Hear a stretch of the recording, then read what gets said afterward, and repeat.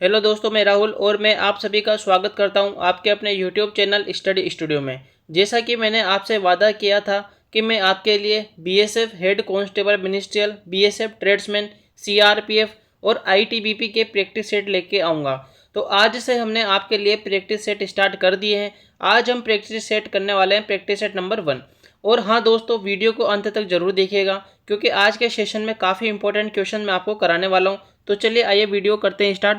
और हमारा आज का फर्स्ट क्वेश्चन है, ब्रिक्स राष्ट्रों के संदर्भ में अक्षर एस किस राष्ट्र का प्रतिनिधित्व करता है? तो चलिए देखिए, ये होता है ब्रिक्स, BRICS। तो आपसे पूछा गया जो ये एस है ये किस राष्ट्र का प्रतिनिधित्व करता है? तो दोस्तों इसका राइट आंसर होगा ऑप्शन नंबर सी। ब्रिक्स के बारे में थोड़ा नॉलेज ले लीजिए आप, ठीक है। इंपॉर्टेंट क्वेश्चन कहीं से पूछा जा सकता है। देखिए, तो ब्रिक्स एक संक्षिप्त नाम है जो दुनिया की 5 प्रमुख उभरती अर्थव्यवस्थाओं को दर्शाता है, ठीक है। इसमें जो बी होता है, बी का मतलब होता है ब्राज़ील से, आर का होता है रूस, और आई से होता है इंडिया यानी कि भारत, और सी से होता है चाइना, और एस से होता है साउथ अफ्रीका यानी कि दक्षिण अफ्रीका। याद रखना, काफ़ी इंपॉर्टेंट क्वेश्चन बनता है यहाँ से। चलिए नेक्स्ट क्वेश्चन चलते हैं। हमारा नेक्स्ट क्वेश्चन है आज का, देखिए, 2 नोबेल पुरस्कार से सम्मानित होने वाले पहले वैज्ञानिक कौन थे? काफ़ी इंपॉर्टेंट क्वेश्चन ये भी कि दो नोबेल पुरस्कार से सम्मानित होने वाले प्रथम व्यक्ति कौन थे? तो ऑप्शन नंबर सी इसका राइट आंसर होगा मेरी क्यूरी। मेरी क्यूरी को मैडम क्यूरी बोलते हैं। आइए इसके बारे में थोड़ी नॉलेज ले लेते हैं हम। देखिए, उन्होंने 1903 में भौतिकी में और 1911 में रसायन विज्ञान में 2 नोबेल पुरस्कार जीते थे, ठीक है। जो मैडम क्यूरी थे उन्होंने 1903 में एक तो भौतिकी में उनको नोबेल पुरस्कार मिला है, और 1911 में रसायन विज्ञान में उनको नोबेल पुरस्कार मिला है। ध्यान रखिएगा, काफ़ी इंपॉर्टेंट क्वेश्चन पूछा जाता है। चलिए आगे चलते हैं। हमारा नेक्स्ट क्वेश्चन है आज का, भारत के संविधान में समवर्ती सूची के प्रावधान का विचार निम्न में से किस देश से लिया गया है? तो काफ़ी इंपॉर्टेंट क्वेश्चन नहीं है, ठीक है, कि भारत में संविधान में समवर्ती सूची का प्रावधान किस देश से लिया गया? तो ऑस्ट्रेलिया से लिया गया है। ऑप्शन नंबर ए इसका राइट आंसर हो जाएगा। चलिए आगे चलते हैं, आगे देखते हैं। प्रसिद्ध संगीतकार अन्नपूर्णा देवी किस वाद्य यंत्र से जुड़ी है? तो दोस्तों काफ़ी इंपॉर्टेंट क्वेश्चन है, पूछा जाता है, ये एसएससी में पूछा जा चुका है, एसएससी सीजीएल में, ठीक है। एसएससी सीजीएल में पूछा जा चुका है ये कि प्रसिद्ध संगीतकार अन्नपूर्णा देवी किस वाद्य यंत्र से जुड़ी है? तो ऑप्शन नंबर डी इसका राइट आंसर होगा सुरबहार, ठीक है।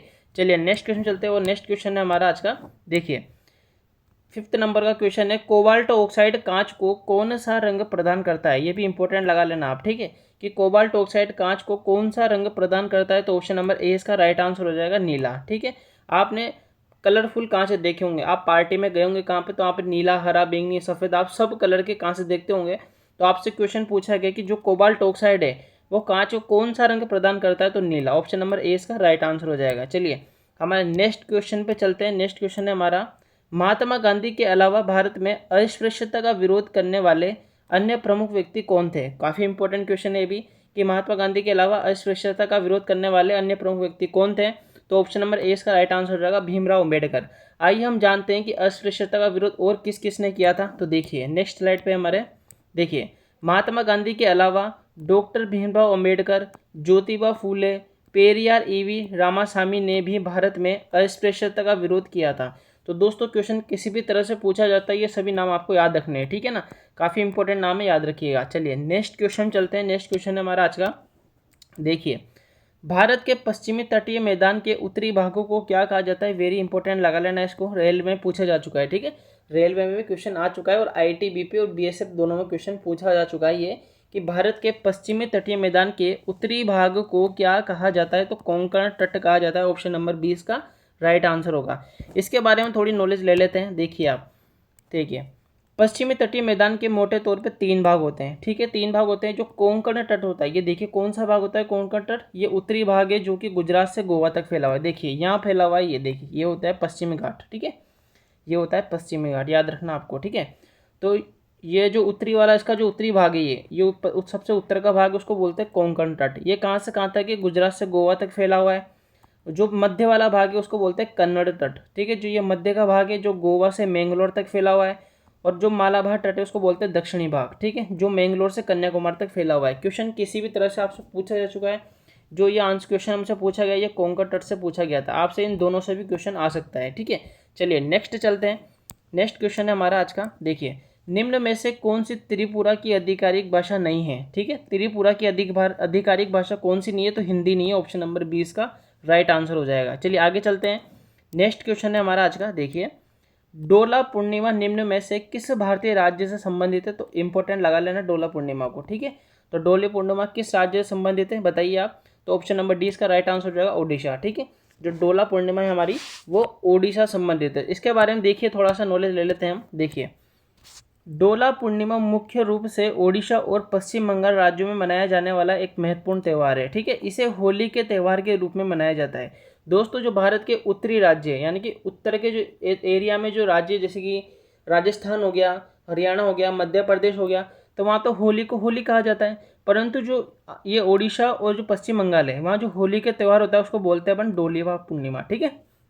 डोला पूर्णिमा कहा जाता है होली के त्यौहार को ओडिशा और पश्चिम बंगाल में। चलिए नेक्स्ट क्वेश्चन चलते हैं। नेक्स्ट क्वेश्चन है हमारा आज का, देखिए काफ़ी इंपॉर्टेंट क्वेश्चन है ये भी, कि निम्न में से कौन सी भारत में शास्त्रीय भाषा का दर्जा पाने वाली पहली भाषा थी? काफ़ी इंपॉर्टेंट है, मोस्ट लगा लेना इसको, ठीक है। पूछा जाता है ये, और सीपीयू में पूछा जा चुका है, एसएससी सीपीयू में क्वेश्चन आ चुका है ये, ठीक है। इंपॉर्टेंट लगा लेना इसको, कि निम्न में से कौन सी भाषा शास्त्रीय भाषा का दर्जा पाने वाली पहली भाषा थी? तो ऑप्शन नंबर 20 का राइट आंसर हो जाएगा तमिल, ठीक है। इसके बारे में थोड़ी देखिए आप, नेक्स्ट स्लाइड पे देखिए आप, ये देखिए आप, देखिए तमिल भाषा को 2004 में शास्त्रीय भाषा का दर्जा दिया गया था, ठीक है। इसके बाद में 2005 में संस्कृत भाषा को शास्त्रीय भाषा बनाया गया। उसके बाद में 2008 में कन्नड़ और तेलुगु, और फिर 2013 में मलयालम को शास्त्रीय भाषा का दर्जा दिया गया। काफ़ी इंपॉर्टेंट बातें याद रखिएगा, ठीक है। एक तो याद रखना 2013 में मलयालम को शास्त्रीय भाषा का दर्जा दिया था, एक तो ये याद रखना आपको। एक याद रखना तमिल भाषा को कब दिया था शास्त्रीय भाषा का दर्जा, तो 2004 में दिया था। संस्कृत भाषा को कब दिया था, 2005 में दिया था। याद रखना, काफ़ी इंपॉर्टेंट है, तीनों क्वेश्चन पूछे जाते हैं ये। चलिए आगे चलते हैं, और हमारा नेक्स्ट क्वेश्चन है आज का, देखिए अमृतसर में कुख्यात जलियांवाला बाग हत्याकांड कब हुआ था? तो 13 अप्रैल 1919 को हुआ था। काफ़ी इंपॉर्टेंट क्वेश्चन है, लॉजिकल क्वेश्चन है, आजकल बहुत पूछा जाता है ये, कि अमृतसर में जो कुख्यात जलियांवाला बाग हत्याकांड हुआ था, कहाँ हुआ था ये? सबसे पहले तो अमृतसर में हुआ था, कब हुआ था? 13 अप्रैल 1919 में। चलिए नेक्स्ट क्वेश्चन चलते हैं। नेक्स्ट क्वेश्चन है हमारा, देखिए 5वीं junior boys national boxing championship 2023 निम्न में से किस राज्य में आयोजित की गई थी? तो काफ़ी इंपॉर्टेंट है, पूछा जा सकता है कि 5वीं junior boys national boxing championship 2023 कहाँ पर आयोजित की गई थी? तो ऑप्शन नंबर ए इसका राइट आंसर हो जाएगा अरुणाचल प्रदेश में, ठीक है, याद रखिएगा। चलिए नेक्स्ट क्वेश्चन चलते हैं, और नेक्स्ट क्वेश्चन है हमारा, मई 2023 में भारत अफ्रीका संयुक्त सैन्य अभ्यास एफिनडेक्स यानी कि AFINDEX 2023 का मेजबान शहर कौन सा था? तो ऑप्शन नंबर ए इसका राइट आंसर हो जाएगा पुणे, ठीक है। ध्यान रखिएगा, काफ़ी इंपॉर्टेंट है, पूछे जाने के चांसेस के, और पूछा जा चुका है ये, BSF 2023 में पूछ लिया है, ठीक है, कि मई 2023 में भारत अफ्रीका संयुक्त सैन्य अभ्यास AFINDEX 2023 का मेजबान शहर कौन सा था? तो पुणे था, याद रखिएगा। चलिए अगले क्वेश्चन चलते हैं, और नेक्स्ट क्वेश्चन है हमारा, देखिए भारतीय संविधान का अनुच्छेद 76 किससे संबंधित है? लगा लीजिए इसको भी इंपॉर्टेंट, ठीक है। सभी मोस्ट इंपॉर्टेंट लेके आऊँ क्वेश्चन तो मैं आपके लिए, कि भारतीय संविधान का अनुच्छेद 76 किससे संबंधित है? तो ऑप्शन नंबर ए इसका राइट आंसर होगा भारत के महान्यायवादी से, ठीक है। भारत का महान्यायवादी क्या कार्य करता है, ये आगे देखने को मिलेगा हमको। ये देखिए, ये पढ़िए इनको। अनुच्छेद नंबर 76(1) के अनुसार राष्ट्रपति भारत के महान्यायवादी की नियुक्ति करता है। तो सबसे पहले आपको ये बात याद होनी चाहिए कि महान्यायवादी की नियुक्ति कौन करता है? तो भारत का राष्ट्रपति करता है, ठीक है। और महान्यायवादी भारत सरकार का मुख्य विधि अधिकारी होता है, जो सरकार को कानूनी मामलों पर सलाह देता है, ठीक है, याद रखिएगा, इंपॉर्टेंट है। और ध्यान रखिएगा, ये काफ़ी इंपॉर्टेंट है ये वाली बात, कि भारत के जो महान्यायवादी होता है उसकी नियुक्ति कौन करता है? तो राष्ट्रपति करता है, याद रखिएगा, ठीक है। और महान्यायवादी संबंधित कौन सा अनुच्छेद है? तो 70 है, ठीक है। चलिए आगे चलते हैं। नेक्स्ट क्वेश्चन है हमारा, जॉन मेनार्ड किन्स ने अपनी पुस्तक the general theory of employment interest and money कब प्रकाशित की थी? काफ़ी इंपॉर्टेंट है, ठीक है, ये बुक काफ़ी इंपॉर्टेंट है। इसके जो नेक्स्ट क्वेश्चन आएगा 16 नंबर का, उसमें भी एक बुक का नाम दिया है, वो भी काफ़ी इंपॉर्टेंट है। दोनों बुक का आपको भूलनी नहीं है, इंपॉर्टेंट है दोनों ही। आपसे क्वेश्चन पूछेगा कि जॉन मेनार्ड किन्स ने अपनी पुस्तक the general theory of employment interest and money कब प्रकाशित की थी? तो ऑप्शन नंबर ए इसका राइट आंसर हो जाएगा 1936 में, ठीक है, ये इंपॉर्टेंट है, याद रखिएगा। 1936 में प्रकाशित की गई थी the general theory of employment interest and money. BSF में 2 बार क्वेश्चन आ चुका है ये, और एक बार CRPF में भी क्वेश्चन आ चुका है, याद रखिएगा, ठीक है। चलिए आगे चलते हैं। नेक्स्ट क्वेश्चन है हमारा, देखिए नेक्स्ट क्वेश्चन भी मैंने बोला था कि इसमें बुक का नाम है, वो भी आपको याद रखना है, कि निम्न में से स्त्री पुरुष तुलना बुक किसने प्रकाशित की थी? काफ़ी इंपॉर्टेंट है ये भी, कि निम्न में से किसने स्त्री पुरुष तुलना बुक प्रकाशित की थी। ऑप्शन नंबर ए इसका राइट आंसर होगा ताराबाई शिंदे। ठीक है, लेखक आपको याद रखना है, प्रकाशित किसने की थी, ताराबाई शिंदे ने। ठीक है, आगे चलते हैं, इसके बारे में थोड़ी नॉलेज ले लेते हैं हम। देखिए, यह पुस्तक 1882 में प्रकाशित की गई थी। सबसे पहली बात तो आपको ये याद रखनी है। तो यह पुस्तक 1882 में मराठी में प्रकाशित हुई थी। तो लैंग्वेज भी आपको याद रखनी है, मराठी थी इसकी। और इसे भारत का पहला आधुनिक नारीवादी पाठ माना जाता है। तो ये क्वेश्चन तो यहाँ बन जाता है आपका इंपॉर्टेंट। ठीक है, कि भारत का पहला आधुनिक नारीवाद पाठ किस पुस्तक को माना जाता है, तो स्त्री पुरुष तुलना। ठीक है, इस पुस्तक में शिंदे ने पुरुषों और महिलाओं के बीच सामाजिक मतभेदों की आलोचना की है। इंपॉर्टेंट बात है, याद रखनी है। एक तो 1882 आपको याद रखना है, एक मराठी लैंग्वेज याद रखनी है आपको, और इसे भारत का पहला आधुनिक नारीवाद पाठ माना जाता है, ये भी याद रखना है आपको। चलिए आगे चलते हैं, नेक्स्ट क्वेश्चन है हमारा। ठीक है, भारतीय संविधान का अनुच्छेद नंबर 60 किससे संबंधित है, काफ़ी इंपॉर्टेंट है ये भी। तो ऑप्शन नंबर ए इसका राइट आंसर होगा राष्ट्रपति द्वारा शपथ। ठीक है, जो अनुच्छेद नंबर 60 है वो किससे संबंधित है, राष्ट्रपति द्वारा शपथ से संबंधित है। आगे चलते हैं। ठीक है, इसके बारे में थोड़ी नॉलेज ले लीजिए आप। क्या है, अनुच्छेद नंबर 60 के अनुसार राष्ट्रपति को शपथ भारत के मुख्य न्यायाधीश या उनकी अनुपस्थिति में सर्वोच्च न्यायालय के वरिष्ठतम न्यायाधीश द्वारा दिलाई जाती है। तो देखिए आप क्या बात कही गई है। जो अनुच्छेद नंबर 60 किससे संबंधित है, राष्ट्रपति की शपथ से संबंधित है। और राष्ट्रपति को शपथ कौन दिलाता है, तो भारत के मुख्य न्यायाधीश दिलाते हैं। और मुख्य न्यायाधीश की अनुपस्थिति में कौन दिलाता है, तो सर्वोच्च न्यायालय के वरिष्ठतम न्यायाधीश दिलाते हैं। ठीक है, 3-4 बातें थी, आपको याद रखना है, काफ़ी इंपॉर्टेंट बात है ये। ठीक है, ये जो नोट है ये काफ़ी इंपॉर्टेंट नोट है। नोट भी अगर आप पढ़ लेंगे ना तो भी आपका बहुत सारे कंसेप्ट क्लियर हो जाएंगे। चलिए आगे चलते हैं, नेक्स्ट क्वेश्चन चलते हैं। नेक्स्ट क्वेश्चन है आज का हमारा कि मोमबत्ती की ज्वाला में कितने अलग अलग क्षेत्र होते हैं। काफ़ी इंपॉर्टेंट है ये भी, कि मोमबत्ती की ज्वाला में कितने अलग अलग क्षेत्र होते हैं। तो 3 होते हैं। ऑप्शन नंबर सी इसका राइट आंसर होगा। ठीक है, जो मोमबत्ती की ज्वाला होती है उसमें 3 अलग अलग क्षेत्र होते हैं, याद रखिएगा। ठीक है, चलिए देखिए कौन कौन से क्षेत्र होते हैं। तो मोमबत्ती की ज्वाला में मुख्य रूप से 3 अलग अलग क्षेत्र होते हैं। सबसे बाहरी क्षेत्र सबसे गर्म होता है, जो सबसे ऊपर का टॉप होता है ना, ये देखिए ऐसे निकलती है ज्वाला। ठीक है, जो सबसे ऊपर का रहता है वो सबसे गर्म रहता है, जो मध्य का रहता है और सबसे नीचे जो आंतरिक रहता है वो सबसे ठंडा रहता है। ठीक है, यानी कि आपको बेसिकली इतनी बात याद रखनी है कि मोमबत्ती की ज्वाला में कितने अलग अलग क्षेत्र होते हैं। तो 3 होते हैं, याद रखिएगा। बीएसएफ में पूछा जा चुका क्वेश्चन है, बीएसएफ 2023 में। चलिए आगे चलते हैं, नेक्स्ट क्वेश्चन है हमारा, किसी भी क्षेत्र की जलवायु को नियंत्रित करने के लिए प्रमुख रूप से कितने कारक होते हैं। तो 6 होते हैं, याद रखिएगा। ऑप्शन नंबर डी इसका राइट आंसर होगा। काफ़ी इंपॉर्टेंट है, 6 कारक जानना आपको काफ़ी इंपॉर्टेंट। तो चलिए 6 कारक के बारे में जानकारी ले लेते हैं। ये देखिए, तो सबसे पहला है अक्षांश। ठीक है, 6 कारक होते हैं। ठीक है, तो पहला है उसमें अक्षांश। तो पृथ्वी की सतह पर किसी स्थान की अक्षांश स्थिति सूर्य के प्रकाश की मात्रा और जलवायु को प्रभावित करती है। पहली बात आपको याद रखनी है। ठीक है, तो अक्षांश हो गया। दूसरे नंबर पे आता है हमारा ऊंचाई। दूसरे नंबर पे क्या है, ऊंचाई। तो जैसे जैसे ऊंचाई बढ़ती है तापमान घटता है, जिससे जलवायु ठंडी होती जाती है। ये भी इंपॉर्टेंट है, याद रखिएगा। समुद्र से दूरी, थर्ड नंबर पे आता है समुद्र से दूरी। तो समुद्र के पास के क्षेत्र में तापमान मध्यतम होता है, तो और समुद्र से दूर के क्षेत्रों में तापमान अधिक और भिन्न होता है। ये बात आपको याद होगी। चलिए आगे चलते हैं, 3 की बात हमने कर ली, 3 बचे हैं। तो चौथा नंबर का देखिए आप, क्या है, समुद्री धाराएं। गर्म समुद्री धाराएं तटीय क्षेत्रों को गर्म करती है, जबकि ठंडी समुद्री धाराएं उन्हें ठंडा करती है। ठीक है, बेसिकली बातें आपको याद होनी चाहिए। एक है स्थलाकृति। पर्वत और पठार हवा और वर्षा के पैटर्न को बदल सकते हैं, जिससे जलवायु प्रभावित होती है। ये भी याद रखना है आपको, स्थलाकृति। एक है अपनी प्रचलित हवाएं। तो हवाएं तापमान और वर्षा को एक क्षेत्र से दूसरे क्षेत्र में ले जाती है। जो हवा चलती है तेज तेज, जो क्या होती है, वर्षा को, मतलब जो बादल होते हैं उनको उड़ा के दूसरे क्षेत्र में ले जाती है। वही बात इसमें कही है, जो हवाएं हैं वो तापमान और वर्षा को एक स्थान से दूसरे स्थान तक ले जाती है, जिससे जलवायु प्रभावित होती है।